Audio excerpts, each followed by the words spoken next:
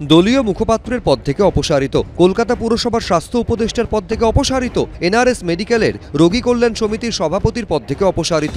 এবার রাজ্য medical council থেকে বাদ দেওয়া হলো শান্তনু সেনকে। মেডিকেল কাউন্সিল নিয়ে আমার কিছু কথা বলার ছিল, যেগুলো আমি কখনোই প্রকাশ্যে মিডিয়ায় বলবো না।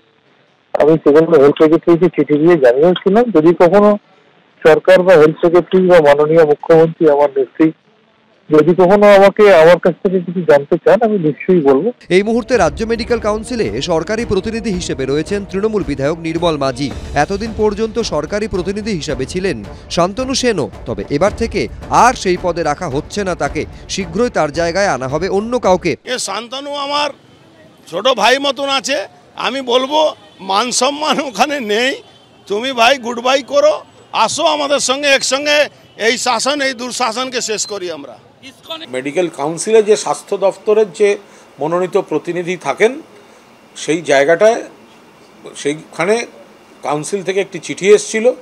ফলে বিকল্প কোনো নাম রাজ্য সরকারের যিনি প্রতিনিধি হবেন সেটা রাজ্য স্বাস্থ্য দপ্তর মেডিকেল কাউন্সিলকে জানিয়ে দেবেন, আমি ওইটুকুই জানি। গত মাসেই স্বাস্থ্য ভবনকে চিঠি দিয়ে তৃণমূলের আরও এক চিকিৎসক বিধায়ক সুদীপ্ত রায় দাবি করেন, চলতি বছরে রাজ্য মেডিকেল কাউন্সিলের 6টি বৈঠকে উপস্থিত ছিলেন না শান্তনু সেন। তার জন্য তিনি নির্দিষ্ট কোনো কারণ জানাননি। বেঙ্গল মেডিকেল অ্যাক্ট 1914 অনুযায়ী কোনো সদস্য পরপর 3টি বৈঠকে উপস্থিত না থাকলে তার সদস্যপদ বাতিল হয়। সেই কারণে পদটি এখন খালি। সেই পদে যেন রাজ্য সরকারের তরফে নতুন সদস্য মনোনীত করা হয়। 1 মাসের মধ্যে শান্তনু সেনকে বাদ দেওয়ার সিদ্ধান্ত নিল রাজ্য মেডিকেল কাউন্সিল। রাজ্য মেডিকেল কাউন্সিল এবং রাজ্য স্বাস্থ্য দপ্তর সবই তো সরকারের পরিচালিত সংস্থা। সরকারি পরিচালিত সংস্থার মধ্যেও তাদের যারা একদম ভিতরের লোক, যারা এই কাণ্ডের সঙ্গে জড়িত, অভয়াকাণ্ডের সঙ্গে, তাদের পেছনে সরকারি দাঁড়িয়ে আছে একদম সঙ্গে। এটা খুব নির্লজ্জভাবে প্রমাণিত হচ্ছে। আমরা মনে করি যে শান্তনু সেনও ধোয়া তুলসী পাতা নন, তার বিরুদ্ধে একাধিক অভিযোগ রয়েছে, কিন্তু তৃণমূল সরকারের যে গোষ্ঠীদ্বন্দ্ব রয়েছে এখানে সরকারি দলের, সেটাই এখানে প্রমাণিত হচ্ছে। আরজিকর কাণ্ডের পর স্বাস্থ্যক্ষেত্রে বেনিয়ম নিয়ে বিস্ফোরক অভিযোগ করেছিলেন শান্তনু সেন। কিন্তু আরজিকরে মেডিকেল এডুকেশন বিগত কয়েক বছরের রসাতলে গেছে।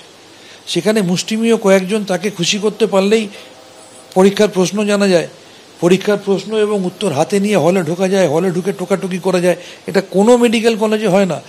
তাদেরকে খুশি করতে পারলে অনার্স পাওয়া যায়, আর তাদেরকে খুশি করতে না পারলে ভালো পরীক্ষা দিলেও ফেল করতে হয়। তারপরই একের পর এক পদ থেকে সরানো হয়েছে তাকে। এবার রাজ্য মেডিকেল কাউন্সিলের সরকারি প্রতিনিধি তালিকা থেকে বাদ দিয়ে আরও ডানা ছাটা হলো তার। ঝিলম করঞ্জায়, কৃষ্ণেন্দু অধিকারী, এবিপি আনন্দ।